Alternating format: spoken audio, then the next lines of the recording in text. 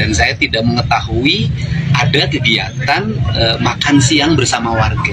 Oh gitu Mas. Oke. Dan saya termasuk yang tidak menyetujui, kalau dibilang tidak menyetujui. Jadi ini kegiatan yang tidak sepengetahuan saya. Jadi ini kegiatan yang tidak sepengetahuan saya. Jadi siapin makanan gratis. Siap. Untuk berapa ribu porsi? Untuk banyak pokoknya. 5.000. Sekuat-kuatnya pokoknya. Waduh, duitnya cukup nggak? Cukup ya. Wadah. Nah, jadi untuk warga dilaksanakan tanggal 18. Untuk warga ya. Warga. Oh, jadi tanggal 18 warga boleh datang. Boleh datang. Ke lapangan. Ke lapangan. Makan sepuasnya, Betul. nonton sepuasnya, tertawa sepuasnya. Betul.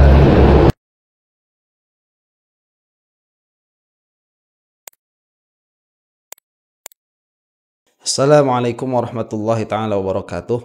Alhamdulillahi rabbil alamin. Wa sallallahu ala sayyidina Muhammadin wa ala alihi wa sahbihi wasallam, amma ba'du. Nampaknya bulan madu Deddy Mulyadi dengan warga Jawa Barat itu sudah selesai, sudah habis. Agak lama bulan madunya itu, berapa bulan ya? Dari semenjak dilantik itu 3 bulan lebih. 3 bulan lebih. Fenomenal, belum pernah terjadi mungkin se-hype ini dari seorang pemimpin daerah. Biasanya yang hype-nya besar itu kan dari pemimpin negara ya, presiden. Cuman Deddy Mulyadi ini agak lain karena memang beliau itu ya YouTubers. Jadi di dunia YouTube ya rame. Yang pernah saya bilang bahwa biasanya kalau seorang artis itu masuk ke dunia politik, mereka itu langsung terputus dari dunia keartisannya. Dari medianya itu langsung terputus. Karena ya satu dan lain hal. Mungkin yang paling pertimbangan yang paling rasional itu etika sebetulnya ya. Karena tatkala dia menjadi seorang pejabat itu harus fokus mengurus pemerintahan, dan kalau masih wurawiri di televisi itu kan tidak etik, tidak etis. Berbeda dengan di YouTube itu tidak ada kontrak, kemudian tidak ada klausul pembayaran. Jadi nilai etikanya mungkin kalau masih aktif di YouTube itu orang tidak banyak melihat ke sana, padahal kalau secara filosofis itu tetap tidak etis. Karena yang namanya public sphere itu seharusnya bersih dari politikus, seharusnya demikian. Nah, jadi pernah ada beberapa komentar yang terlihat itu bagus ya, kebingungan sebetulnya. Jadi Deddy Mulyadi ini setelah jadi gubernur itu tidak terlihat perbedaannya. Aktifnya beliau sebagai YouTubers itu malah semakin aktif.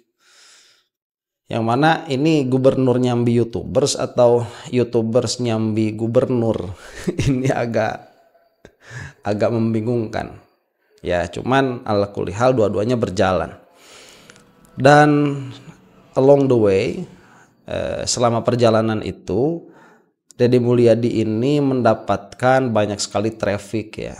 Nah, kalau di YouTube itu tatkala sesuatu itu booming, kemudian orang-orang ikut ke sana ya kebagian trafficnya, karena orang-orang itu tidak puas ya. Misalkan melihat kontennya Deddy Mulyadi itu satu hari upload 2 kali misalkan, atau satu hari upload 1 kali dengan durasi kurang dari 1 jam, itu orang-orang masih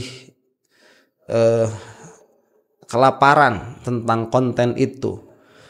Cuman tidak boleh dilupakan bahwa orang itu akan kena jenuh ya, akan terkena oleh titik jenuh. Sebagus apapun perkara itu atau sejelek apapun perkara itu, pada akhirnya akan ada titik jenuhnya. Dan kalau dilihat titik jenuhnya Deddy Mulyadi ini mungkin masih akan lama mungkin, karena saya lihat juga konten-kontennya masih terlihat secara traffic begitu ya.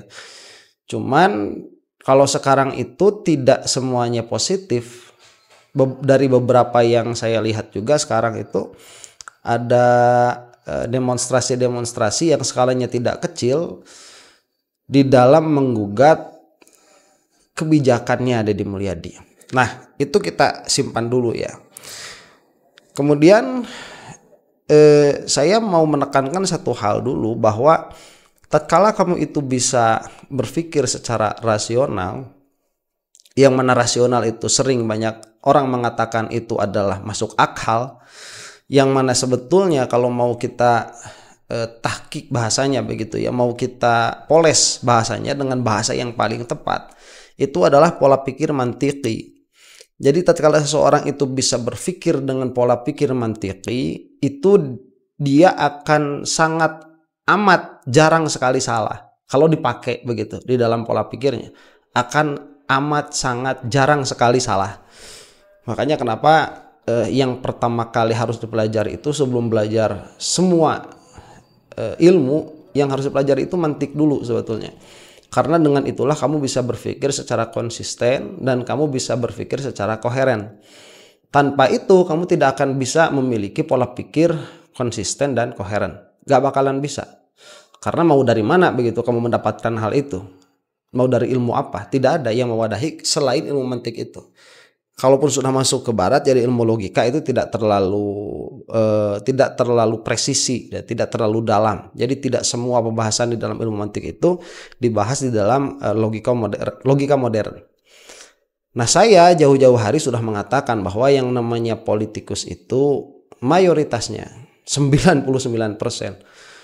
Ya, itu mubalaghah ya, 99% itu bukan kenyataannya 99%, karena saya juga tidak mengadakan penelitian secara khusus, itu bahasa mubalaghah saja. Itu tidak bisa dipercaya. Dan KDM ini bukan pengecualian begitu. Jadi beberapa kali ada video YouTube yang membahas tentang kebohongan Deddy Mulyadi. Jadi tatkala dikatakan bohong itu patokannya perkataan. Nah, perkataan tidak sesuai dengan kenyataan. Nah, itu bohong ya, dusta. Kalau perkataan sesuai dengan kenyataan namanya sidik, namanya benar itu. Kalau tidak sesuai dengan kenyataan itu namanya dusta, bohong. Nah, di antara yang baru saja terjadi, terlihat kebohongannya itu, tatkala Deddy Mulyadi ini mengatakan saya tidak tahu bahwa pada tanggal 18 itu akan ada acara makan-makan gratis. Oke. Yang mana tadi videonya sudah kita saksikan, ternyata itu ditakrir sama Deddy Mulyadi, itu ditegaskan malah begitu ya. Jadi tanggal 18 itu masyarakat bisa makan sepuasnya, bisa senang-senang sepuasnya, bisa tertawa sepuasnya. Itu adalah rencana ya. Lah makanya pakailah insya Allah, itu sudah dianjurkan oleh Rasulullah SAW apabila mau mengatakan sesuatu terjadi di masa depan itu katakan insya Allah, karena kita tidak bisa melihat apa yang Allah takdirkan pada waktu tertentu yang kita rencanakan begitu. Nah, ini tidak ada di Deddy Mulyadi itu, perkataannya nggak pakai insya Allah, nggak ada. Ya, teguran lah, salah satu teguran di dalam berakidah kita seperti itu. Nah, menarik hal ini untuk dijadikan pembahasan karena digadang-gadang Deddy Mulyadi ini karir politiknya akan melejit, dan saya melihat bahwa lawan politiknya juga tidak terlalu ambil pusing sampai saat ini begitu ya, karena mungkin mereka sudah berpengalaman di dalam bidang politik. Setinggi-tingginya tupai meloncat itu ya akhirnya jatuh juga. Itu sudah menjadi fitrahnya manusia tuh. Sudah menjadi fitrahnya manusia. Bahkan di dalam ilmu mantik itu suka ada pembahasan ya. Kalau memang ilmu mantik itu bisa menjaga seseorang dari kesalahan, Lah kenapa banyak orang mempelajari ilmu mantik tapi pendapat mereka juga masih sering berbeda pendapat, dan kalau berbeda pendapat pasti salah satu di antara mereka itu ada yang salah. Nah ini suka dijawab. Jadi secara format ilmu mantik itu bisa menjaga dari kesalahan, tetapi tatkala dipakai oleh seseorang, ya akhirnya banyak hal juga yang menjadi determiner begitu ya. Tidak melulu orang itu benar. Ya seperti orang yang kalau kita mengatakan yang namanya pisau itu memotong secara adat begitu, kemudian kadang-kadang kita itu memakai pisau, kemudian sesuatu yang mau kita potong kan tidak terpotong juga. Itu pasti ada masalah di belakangnya. Imma misalkan pisaunya itu tumpul, atau orang yang memakainya itu tidak memiliki skill untuk memotong perkara-perkara tertentu, atau dia itu sedang lemah, tekanannya kurang kuat dan lain sebagainya dan lain sebagainya. Tapi itu kan tidak menafikan bahwa secara umum bahasa pisau itu memotong benar begitu. Nah, ini di dalam dunia politik ya. Jadi setinggi apapun seseorang itu terbang di dalam karir politiknya, pada suatu waktu pasti akan jatuh, pasti akan terjatuh. Nah, kritik saya ini terlepas dulu kepada KDM-nya ya. Ini kritik saya sekali lagi saya utarakan kepada orang-orang yang dari awal ngikut sama trafficnya Deddy Mulyadi. Ya, dan orang-orang juga banyak yang salah paham bahwa saya itu ngikut trafficnya Deddy Mulyadi. Saya itu kalau mau ikut trafficnya Deddy Mulyadi itu bukan mengkritik, tetapi memuji. Ya, kamu lihat YouTubers yang isinya itu sekarang sudah mulai berpindah ke temanya Deddy Mulyadi. Itu rata-rata ya, kalau tidak semuanya, itu rata-rata yang tadinya membahas tentang nasab itu sekarang pindah membahas Deddy Mulyadi. Dan kamu cari di dalam videonya itu, kamu tidak akan mendapatkan video yang mengkritik sama sekali, tidak akan. Karena sesaat kamu mengkritik, itu trafficnya nggak bisa balik lagi. Mungkin 2-3 kali mengkritik lah. Karena saya ada pengalamannya begitu. Saya memuji Deddy Mulyadi itu karena memang beliau layak dipuji ya saat itu.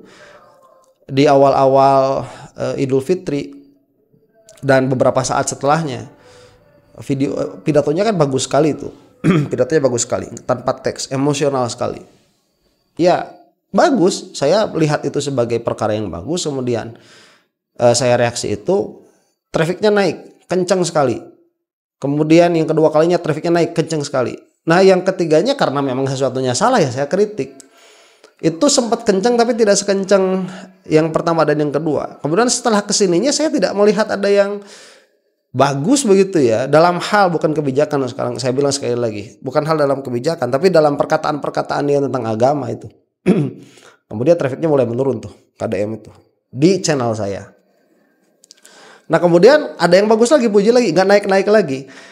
Jadi saya melihat, entahlah ya orang-orang itu tahu atau tidak, YouTubers yang ikut sama trafficnya Demul itu, entah mereka itu sadar atau tidak, kalau sekali saja mereka itu atau dua kali lah minimalnya mengkritik Deddy Mulyadi, itu trafficnya akan turun. Entah bagaimana algoritma itu ya.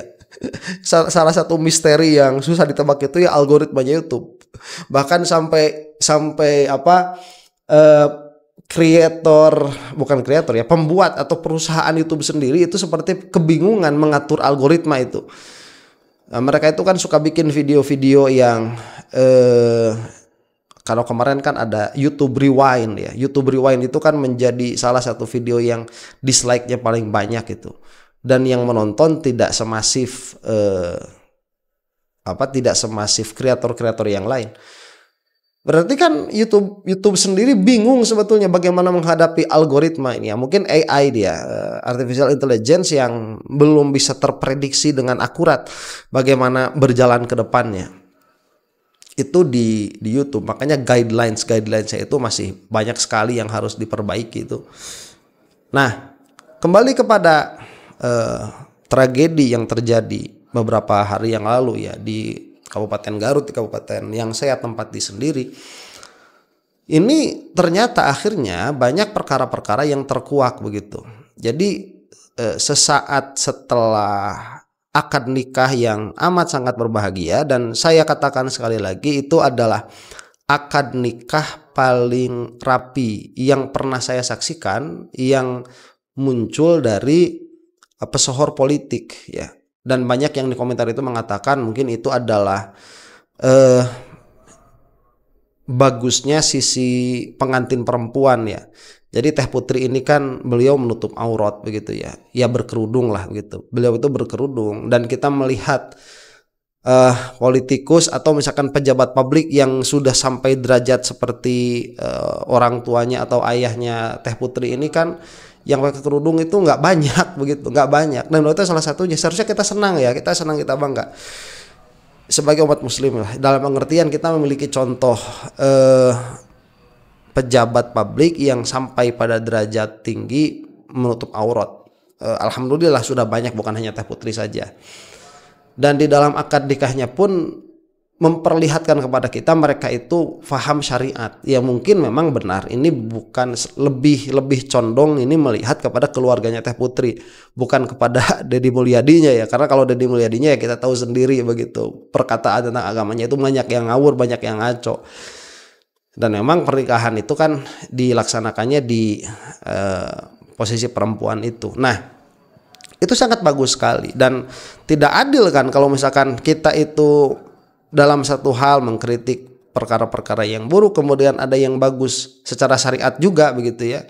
Dari apa yang saya lihat, ada yang baik kemudian tidak kita highlight kebaikan itu, ya kan tidak adil juga. Sampai tidak lama kemudian besoknya itu terjadi tragedi yang menyedihkan, tidak ada seorang pun yang menginginkannya. Yang mana ada makan gratis, tidak tertib di dalam eksekusi acara, akhirnya ada yang meninggal, 3 nyawa. Ini sebetulnya simpang siur ya. Kemarin ada yang mengatakan 5, itu salah satu pengacara, entah benar atau tidak. Cuman ada juga yang mengatakan 4. Tapi kan secara resmi itu dikeluarkan 3 orang yang wafat itu. Ya itu terlepas lah ya. Silahkan diinvestigasi sendiri, dan kepolisian juga memang sedang menginvestigasi hal ini. Nah, yang menarik setelah kejadian ini, beberapa pihak itu kan saling mengklarifikasi ya. Jadi dari pihak pengantin yang mengklarifikasi sampai mengadakan press conference, dari pihak KDM sendiri mengklarifikasi di dalam beberapa kesempatan. Yang mana sudah saya bahas kemarin itu tidak konsisten, tidak ada inkonsistensi, tidak ada konsistensi. Jadi yang ada ya inkonsistensi begitu. Itu kalau dalam mantik namanya qadiyah yang ma'dulah ya, inkonsistensi non muslim itu ma'dulah itu namanya. Kalau yang asli-asli namanya muhassalah, kayak Allah insan, Allah ustad, itu ma'dulah itu. Nah, jadi inkonsistensi ini dia ada pada pernyataan-pernyataan yang dikeluarkan dari kedua belah pihak, bukan hanya dari Kang Deddy Mulyadi saja, tetapi juga dari pihak pengantin. Di mana inkonsistensinya itu? Kalau dari pihak Deddy Mulyadi itu inkonsistensinya itu dilihat dari beberapa segi ya. Jadi sesaat setelah dia mengatakan di dalam salah satu wawancaranya itu, sesaat setelah Demul ini mengatakan bahwa saya ini tidak tahu bahwa acara itu akan terjadi, dia mengatakan saya tidak mengizinkan. Jadi tidak tahu kok tidak mengizinkan. Nah, itu kan inkonsisten ya. Kemudian dari pihak pengantin itu mengatakan bahwa mereka itu tidak mengadakan secara sengaja event untuk makan gratis, tidak, tetapi mereka itu membagikan sisa makanan dari resepsi. Nah, ini tidak konsisten dengan apa? Ini tidak konsisten dengan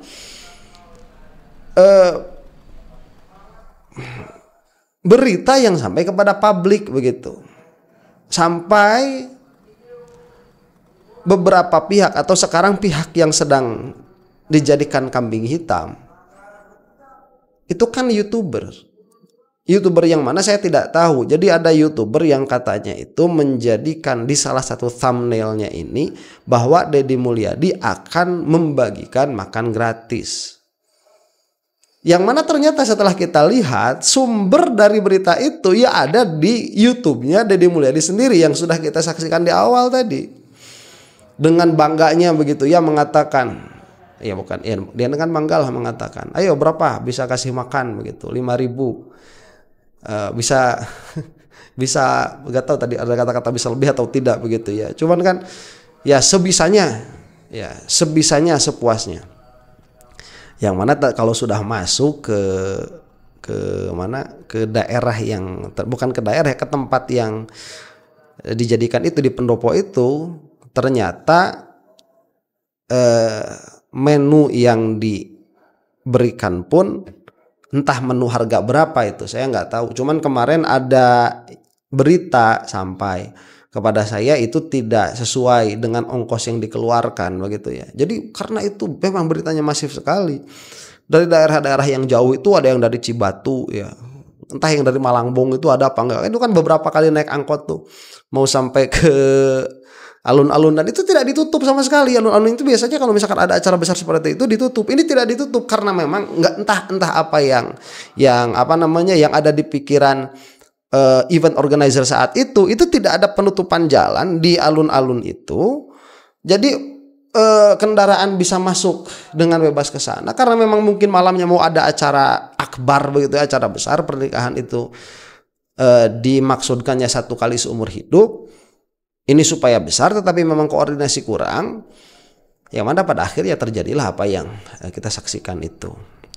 Nah, jadi ya aftermath kejadian yang mengikuti tragedi ini yaitu dari beberapa pernyataan publik yang keluar dari KDM sendiri atau yang keluar dari kedua mempelai ini tidaklah menjernihkan suasana sama sekali. Tidak menjernihkan suasana sama sekali. Kenapa? Karena pernyataan-pernyataan yang inkoheren dan inkonsisten, yang mana tadi saya katakan bahwa kedua pengantin ini sampai mengatakan bahwa yang dibagikan itu adalah sisa dari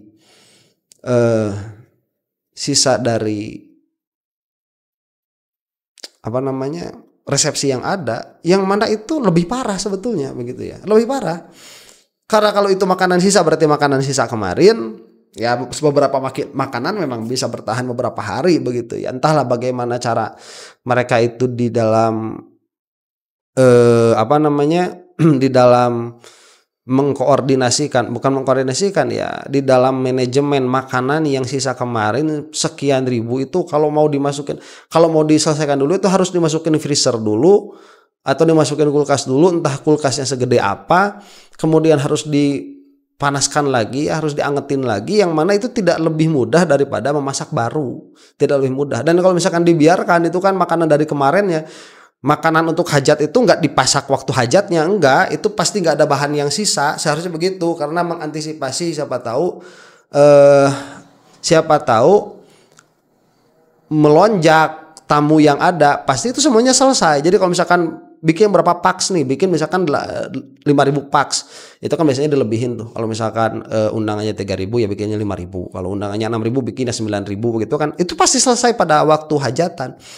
Dan kalau selesai pada waktu hajatan kemudian ada sisa, ini kan harus dijaga nih bagaimana bagusnya tuh makanan itu. Nah, tatkala harus dijaga ini misalkan itu sudah selesai kemarin paginya, itu pasti sudah selesai semua. Sudah habis, masak sudah selesai itu. Dari pagi itu sudah selesai. Jadi jam 6 pagi itu sudah selesai, berarti kan sudah siap untuk dihidangkan.